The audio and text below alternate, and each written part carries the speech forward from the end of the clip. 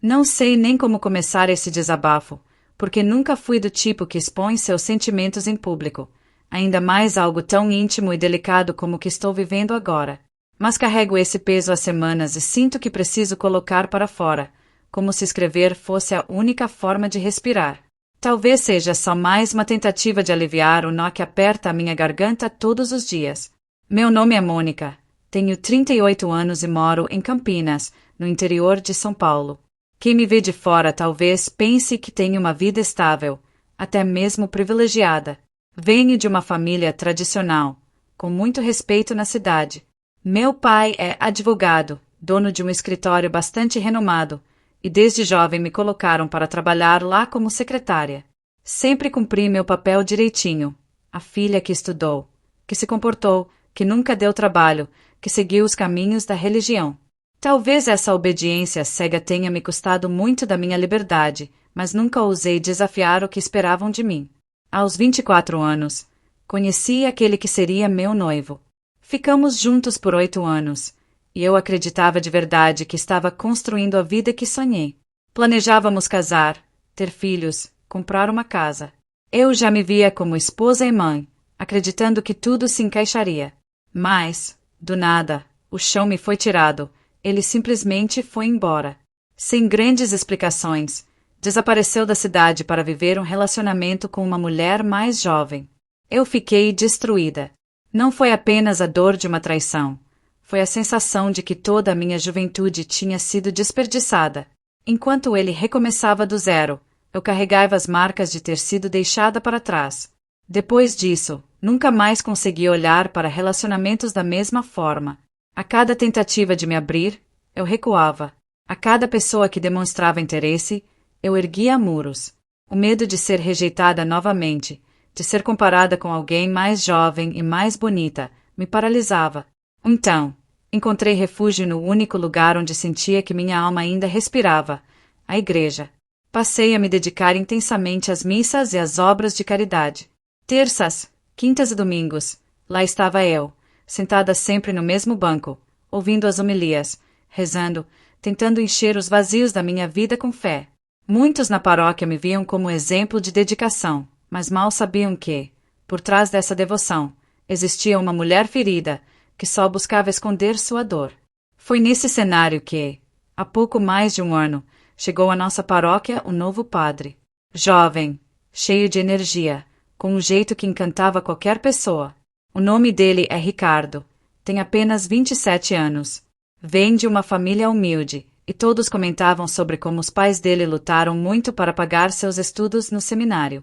Era impossível não notar como sua presença transformou o ambiente da igreja. As missas voltaram a lotar. Pessoas que antes tinham se afastado retornaram. O entusiasmo dele era contagiante. A fé que transmitia parecia atravessar a gente como uma onda. E eu, que sempre achei que minha vida sentimental estava morta, senti meu coração disparar no momento em que bati os olhos nele. Foi como se algo em mim que estava adormecido tivesse despertado de repente. No início, tentei convencer a mim mesma de que era só admiração. Afinal, como poderia me apaixonar por um padre? Era algo absurdo, contra tudo o que eu acreditava. Mas, quanto mais eu o escutava, mais meu corpo reagia de formas que eu não conseguia controlar. Comecei a esperar pelos dias de missa com uma ansiedade quase adolescente, como se fosse reencontrar um segredo. Cada palavra dele parecia ter sido dita para mim. Cada sorriso parecia carregar uma mensagem escondida. Durante meses, carreguei esse segredo sozinha, jurando que jamais deixaria escapar. Não queria manchar a imagem dele, nem muito menos expor meus sentimentos. Mas o destino, com sua ironia, decidiu cruzar nossas linhas de uma maneira que mudou tudo. Foi em uma tarde comum, no pátio da igreja, quando fiquei por último após ajudar a arrumar algumas coisas da catequese. Estava quase indo embora quando ele se aproximou. Falamos de coisas simples, da rotina, do tempo, da dedicação dos fiéis. Mas de repente, ele segurou minhas mãos. O gesto me pegou de surpresa. Olhei para ele e vi que sua expressão era diferente. Foi então que ouvi o que nunca imaginei. Ricardo confessou que também estava apaixonado por mim. Naquele instante, senti como se o mundo tivesse parado. Ele disse, com voz firme e sincera, que, se eu sentisse o mesmo, largaria a batina, porque sonhava em construir uma família, em viver um amor verdadeiro. Meu coração se partiu em 1000 pedaços. De um lado, a alegria imensa de descobrir que o sentimento não era só meu. Do outro, o peso de uma escolha impossível. Eu não quero ser a responsável por arrancar dele a vocação que abraçou. Ao mesmo tempo, não consigo mais fingir que não sinto nada. Desde esse dia, nos encontramos em uma sala da igreja, onde trocamos beijos que misturam paixão e culpa. Cada vez que saio de lá, sinto como se estivesse carregando um segredo pesado demais para suportar. E agora, me vejo nesse dilema: amar e arriscar destruir a vida dele, ou fugir e passar o resto da vida me perguntando como teria sido.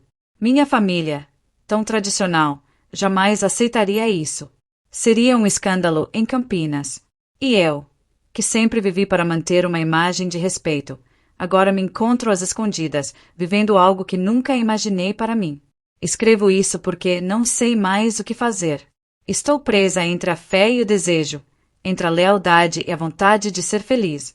Eu só queria uma resposta do destino, um sinal que me dissesse qual caminho devo seguir. Depois da ferida que o passado me deixou, eu achava que meu coração estava morto para o amor. Tinha aceitado que minha vida seria assim: trabalho no escritório do meu pai, dedicação à igreja, almoço de família aos domingos e uma rotina previsível, sem grandes emoções. Era mais fácil me convencer de que não precisava de ninguém do que me arriscar a ser ferida novamente. Mas a chegada do padre Ricardo mexeu comigo de um jeito que não consigo descrever sem que me falte o ar. Lembro da primeira vez que o vi, subindo ao altar com aquela serenidade jovem que parecia brilhar em cada gesto. Ele falava de Deus com uma paixão que eu nunca tinha visto antes, como se cada palavra fosse carregada de vida. A comunidade inteira se encheu de entusiasmo, mas eu senti algo que tentei esconder até de mim mesma. Nos primeiros meses, lutei contra o que crescia dentro de mim. Sempre que ele me dirigia um sorriso após a missa, eu respondia educadamente e logo desviava o olhar. Não queria que ninguém percebesse que meu coração disparava como o de uma adolescente. Era ridículo. Eu, uma mulher de 38 anos, apaixonada por um padre 10 anos mais novo. A diferença de idade já seria motivo de comentários maldosos na minha cidade, mas somado ao fato de ele ser um sacerdote, parecia um fardo impossível de carregar. Mesmo assim, os sinais do meu corpo me entregavam. Eu me pegava escolhendo roupas melhores para ir à missa, passando batom antes de sair de casa, como se quisesse agradar alguém. Sentava no mesmo banco de sempre, mas agora contava os minutos até vê-lo entrar. Quando ele pregava, eu me perdia no movimento dos lábios, na firmeza da voz, nos gestos das mãos. E cada vez que ele falava sobre amor e fé, parecia que as palavras vinham direto para mim. Comecei a me sentir culpada. Orava todas as noites pedindo a Deus que afastasse esses pensamentos, que me ajudasse a vencer essa tentação. Mas quanto mais eu rezava, mais forte ficava. Era como se o silêncio da minha vida tivesse dado lugar a uma música que eu não conseguia desligar. Algumas vezes, pensei em me afastar da paróquia, frequentar missas em outro bairro, mas não consegui. A verdade é que a presença dele me atraía como um imã. Eu me sentia viva novamente, como não sentia desde antes da traição do meu noivo. E essa sensação, por mais proibida que fosse, era viciante. Eu tentava me convencer de que estava apenas iludida, que era só uma admiração espiritual. Mas então vieram os pequenos gestos que começaram a me confundir ainda mais. O jeito como ele segurava minhas mãos ao cumprimentar, a atenção especial quando eu falava, a forma como me olhava nos olhos durante as conversas. Tudo isso começou a me dar pistas de que talvez não fosse apenas coisa da minha cabeça. Um dia, depois da missa de quinta-feira, ele me chamou para ajudar a organizar alguns papéis da pastoral. Fiquei ali, ao lado dele, no silêncio da sacristia, ouvindo o som das nossas respirações se misturando. Eu sentia uma tensão no ar, como se algo estivesse prestes a acontecer, mas me mantive firme, tentando parecer indiferente. Quando terminei, ele agradeceu e colocou a mão sobre a minha, deixando-a ali por alguns segundos a mais do que seria comum. Foi nesse momento que percebi, não era só eu. Naquela noite, não consegui dormir. Passei horas me perguntando se estava imaginando coisas, se o que eu sentia era real, se ele também estava vivendo o mesmo conflito. Minha mente girava sem parar. De um lado, a fé e a devoção. Do outro, um desejo humano, forte, avassalador. E foi assim que o amor proibido começou a florescer dentro de mim, silencioso, mas cada vez mais impossível de ignorar. Eu sabia que estava caminhando por uma estrada perigosa, mas já não tinha forças para voltar atrás. Uma pequena pausa na história.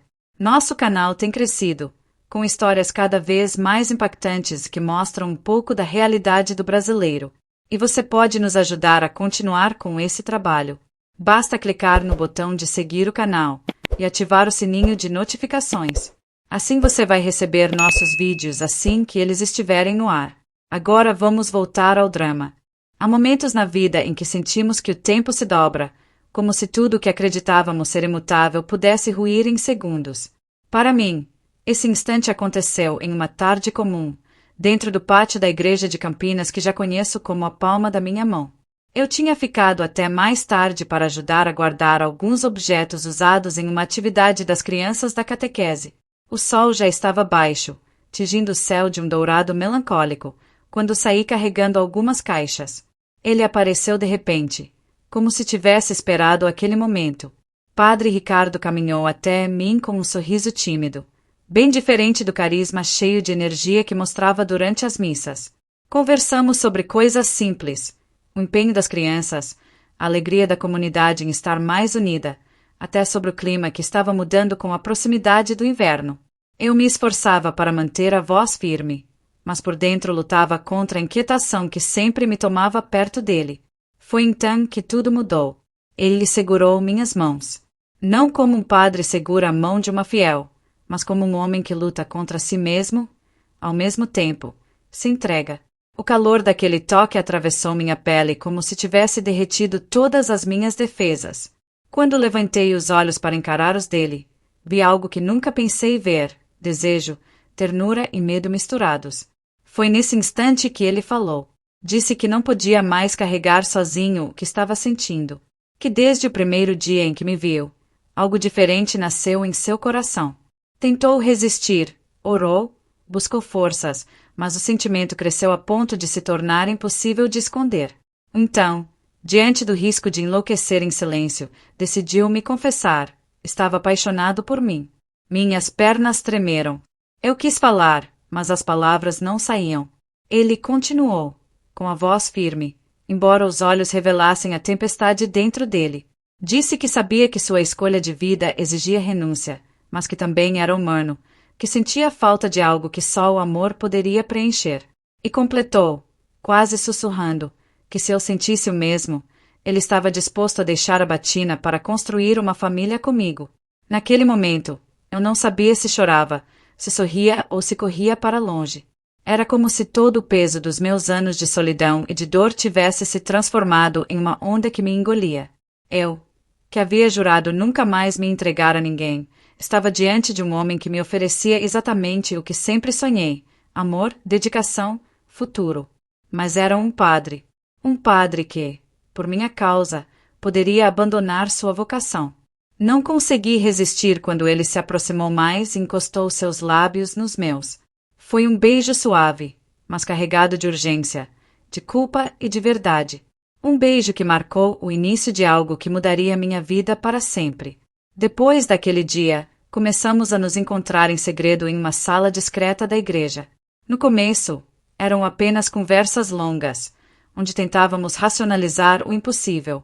Mas logo os beijos se tornaram inevitáveis. O contato dos corpos, mesmo contido, revelava uma paixão que ambos lutávamos para controlar. Cada encontro era uma mistura de êxtase e desespero. Eu saía de lá com o coração em chamas, mas também com uma angústia enorme.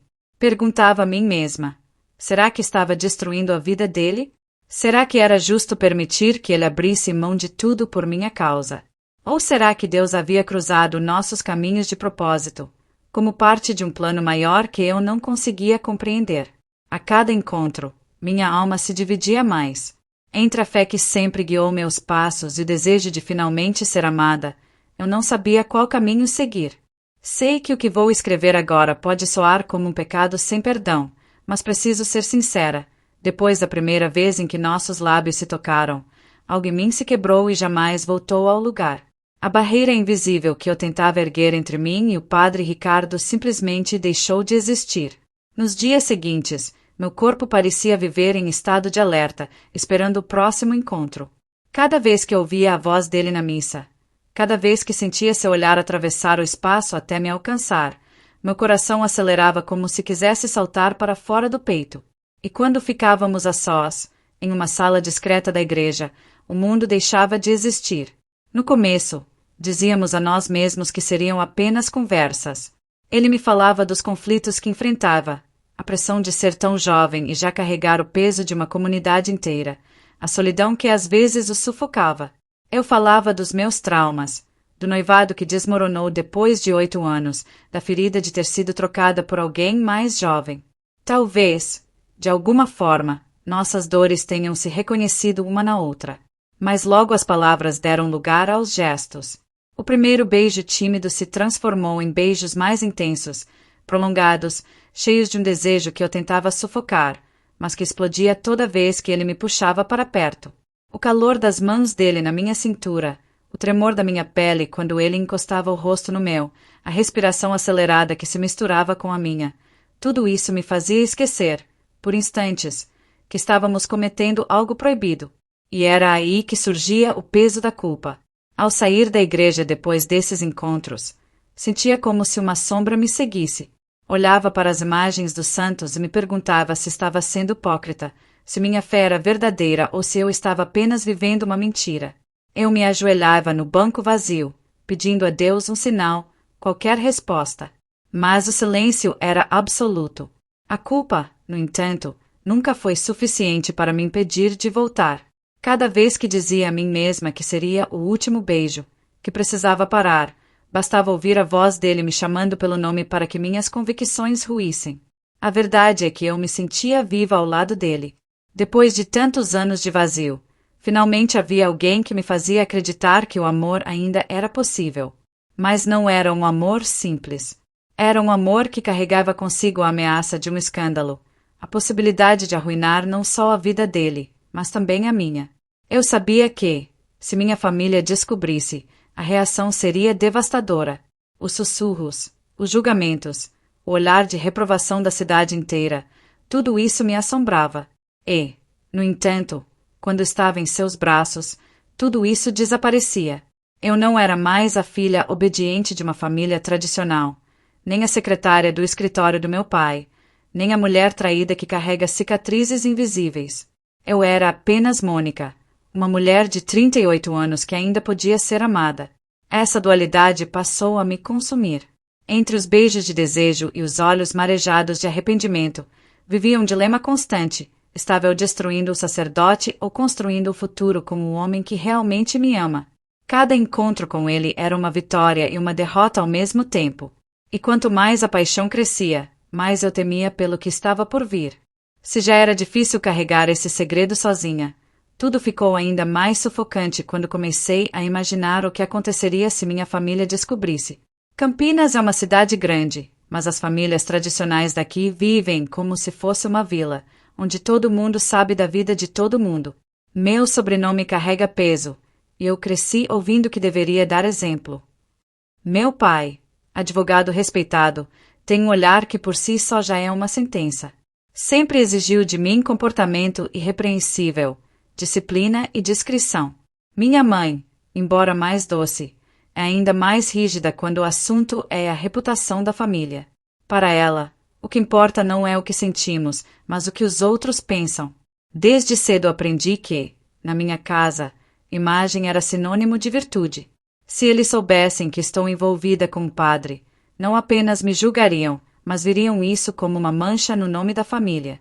Escândalo, vergonha, pecado.